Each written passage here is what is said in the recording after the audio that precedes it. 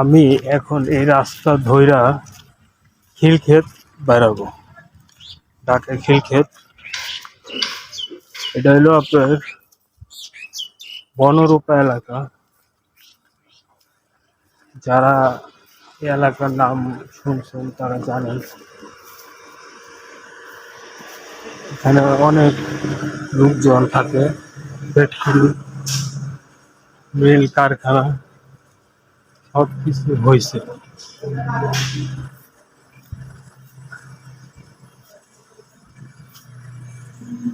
আগে ছিল না,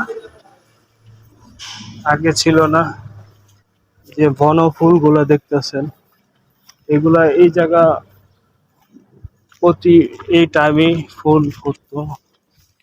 পুরা এই এলাকা ফুলে ফুলে ছড়ায় যেত।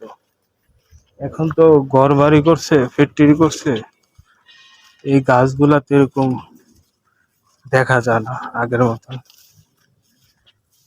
তো ঠিক আছে, আমরা একটু সামনে যাই। অনেক বড় এলাকা। ভালো থাকবেন। আসসালামু আলাইকুম। 5 ওয়াক্ত নামাজ পড়বেন।